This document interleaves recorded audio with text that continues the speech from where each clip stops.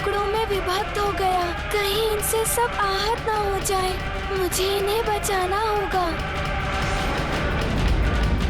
सखा, असंभव। इस पर्वत के टकराने से भी इस मरकट को कुछ नहीं हुआ और उसने खंडित पर्वत से उत्पन्न शिलाओं को भी एक स्थान पर एकत्रित कर लिया।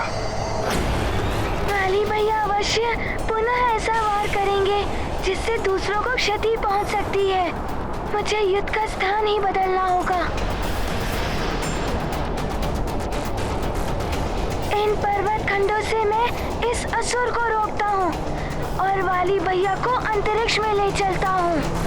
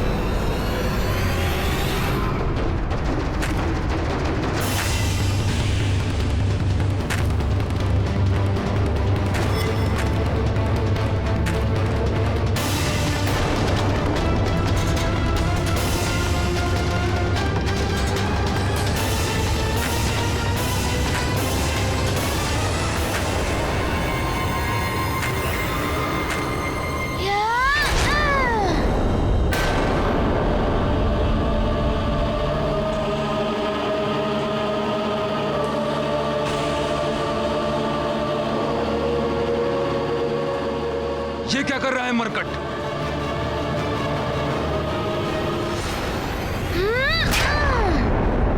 अत्यंत चतुर है ये वानर बालक। अवश्य ये उसकी एक नई चाल है। मुझे संदेह हो रहा है कि बाली संध्या तक उस वानर बालक के समक्ष टिक पाएगा अथवा नहीं। मारीच भी उसकी सहायता नहीं कर पाया। मायावी, जाओ और अपने माया का चक्र चलाकर उस वानर बालक को ऐसे फंसाओ कि वो सदा के लिए समाप्त हो जाए। जो आज्ञा लंकेश।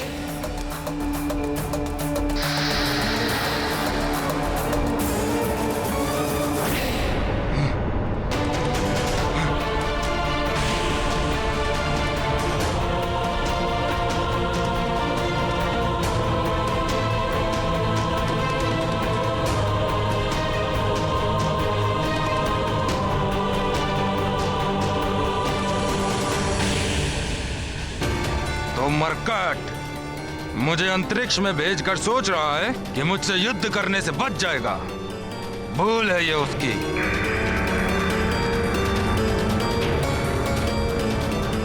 वाली भैया,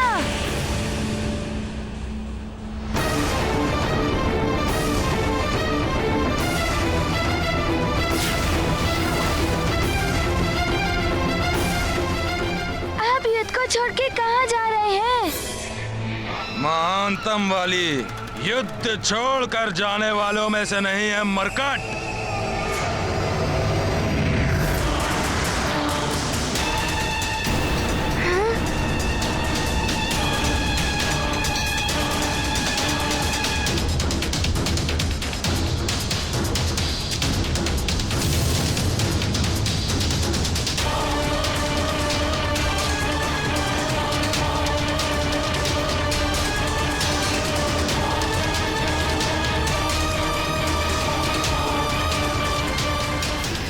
वाली भैया की संख्या ऐसे बढ़ कैसे गई? ऐसी शक्ति तो मेरे पास भी नहीं है जिससे एक व्यक्ति के इतने सारे स्वरूप हों। ये आसुरी मायावी शक्ति है। अब बाली को आसुरी मायावी शक्तियों से और बल प्राप्त होगा। वानर बालक की कठिनाइयां बढ़ जाएंगी और बलि को इंद्र द्वारा दिए गए शक्तिशाली आभूषण की शक्ति का प्रयोग कर वानर बालक पर विनाशकारी आघात करने का अवसर प्राप्त होगा।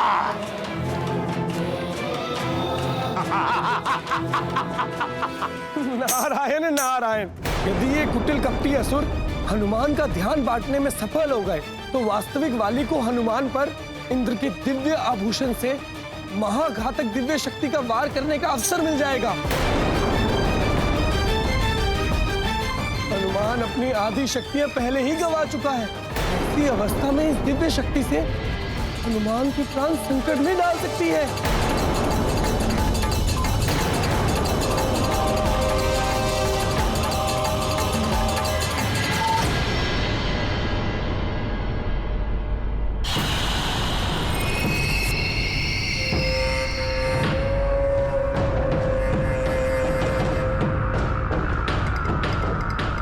मरकट।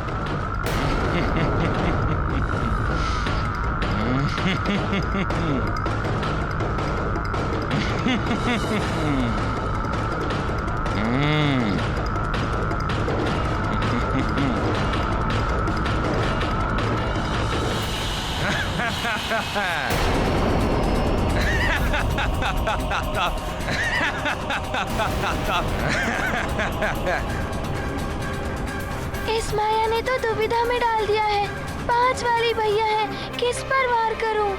यदि मुझसे भूलवश वास्तविक वाली भैया पर वार हो गया और उन्हें कुछ हो गया तो नहीं, वाली भैया का हित नहीं चाहता मैं। महारानी माँ को दिए हुए वचन को भी निभाना है मुझे। सुग्रीव की रक्षा तो करोगे, किंतु तुम्हारे और वाली के मध्य कभी युद्ध की स्थिति बनी तो तुम उसका वध नहीं करोगे। महारानी माँ, मैं आपको वचन देता हूँ कि आपने जैसा कहा है वैसा ही होगा।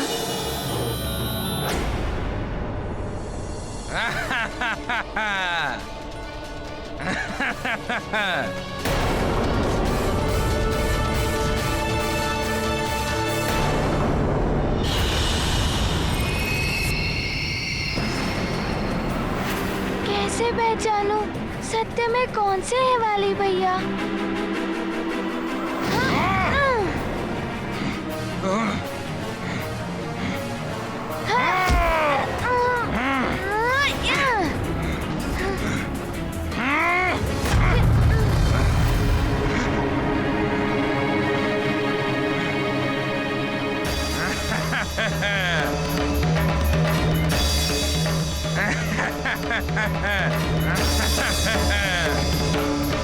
वास्तविक वाली भैया को पहचाने बिना मैं घातक प्रहार नहीं कर सकता।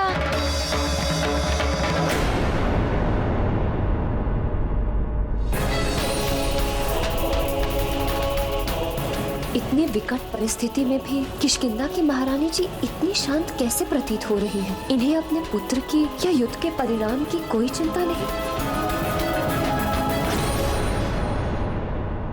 हनुमान,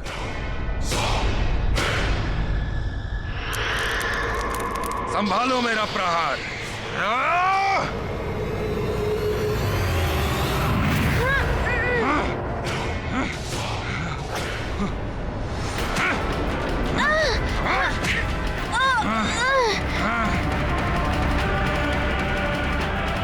हनुमान, आज तुम्हारा अंत निश्चित है।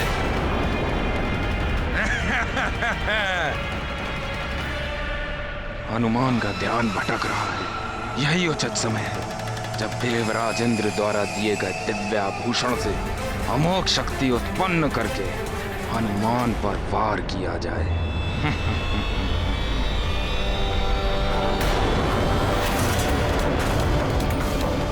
वाली भैया के गले में ये कंठार अन्य सबको भी देखता हूँ।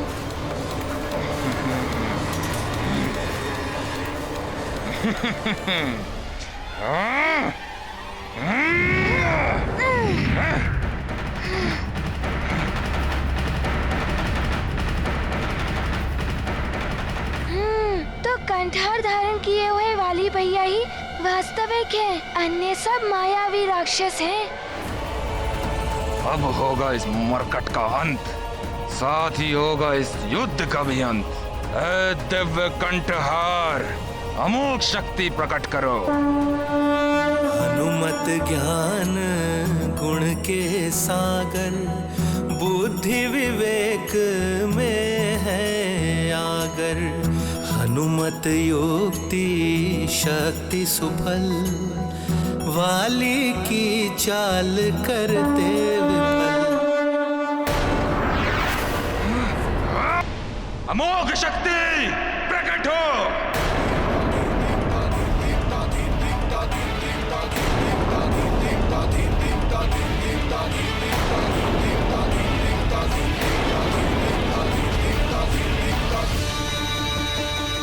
स्वर्ग के अस्तगार का कंठहार,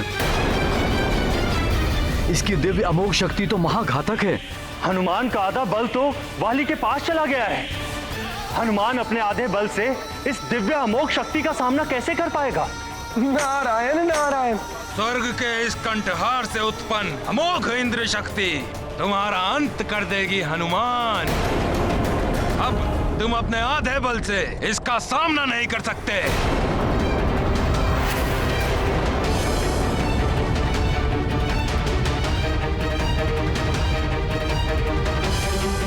इंद्र शक्ति, यदि वाली भैया ने इसका प्रहार कर दिया तो इंद्रदेव के सम्मान के लिए मुझे इसका सामना करना ही होगा। उचित होगा मैं वाली भैया को प्रहार करने से पूर्व ही रोक दूं।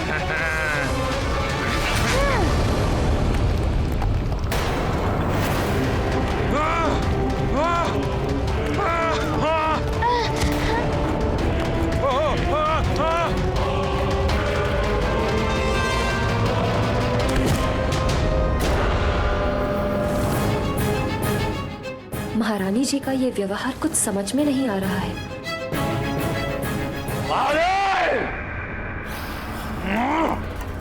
मूर्ख वानर वाली, तुम उस छोटे से वानर बालक के चतुराई के समक्ष कुछ नहीं कर पाओगे। दुष्टता और अत्याचार में आखंड डूबे हैं वाली भैया, और दूसरी ओर हम सबसे ही नहीं, वाली भैया से स्नेह रखने वाला निश्चल हनुमान, जिसकी आधी शक्ति भी वाली भैया के पास चली गई होगी। हे प्रभु, सत्य और न्याय पथ का अनुसरण करने वाले हनुमान की रक्षा करना।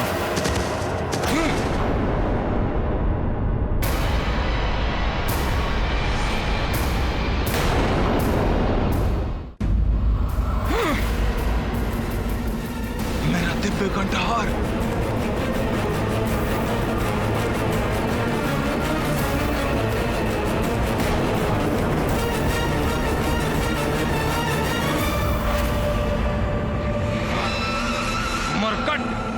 तुम्हारे कारण मेरा दिव्य कंठहार ना जाने कहां गिर गया। मरकट, तुम्हें छोड़ूंगा नहीं मैं। तुमसे ही प्राप्त हुई आधी शक्ति से मैं तुम्हारा अंत करूंगा। मुझे सुग्रीव भैया की सुरक्षा के लिए विवश होकर ऐसा करना पड़ रहा है।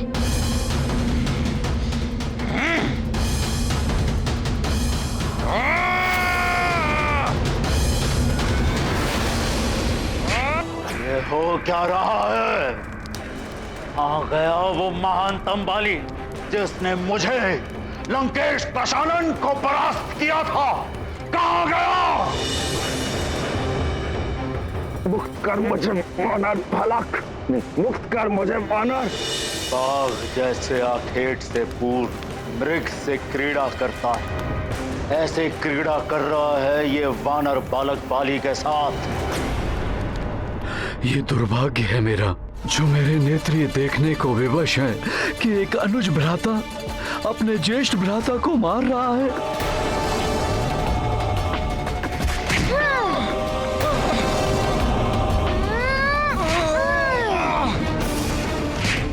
धीरे से हनुमान, तुम्हारा हर प्रहार मेरे हृदय को आघात पहुंचा रहा है। उठ, एक माँ को दिया हुआ वचन स्मरण रखना।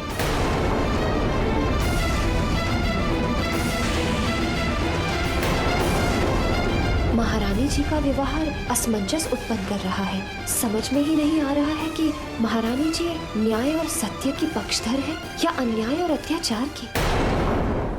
अनर्थ बालक तो बाली की दुर्दशा करके रख देगा।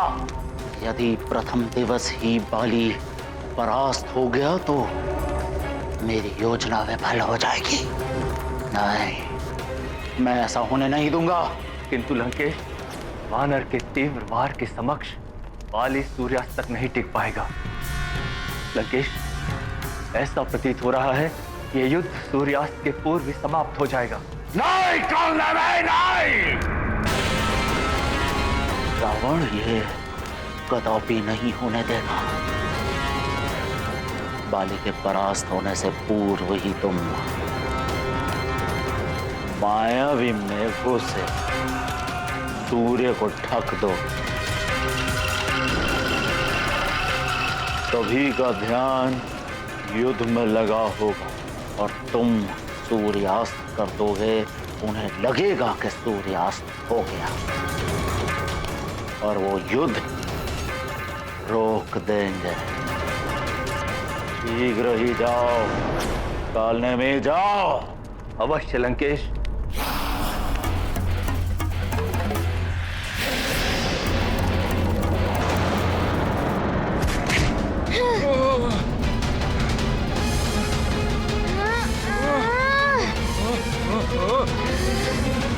अपने ही पिता, भ्राता और मित्र के साथ घात किया है इसने। अंत कर दो इसका। हाँ, अंत कर दीजिए इसका।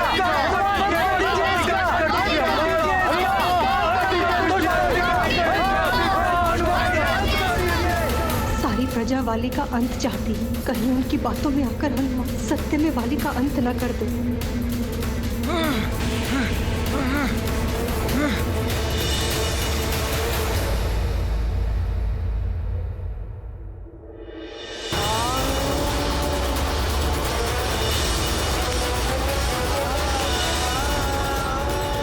सुमेरु के राज मुकुट पर आपका कोई अधिकार नहीं है, तो फिर उतारिए उसे और रख दीजिए उसे मेरे चरणों पर।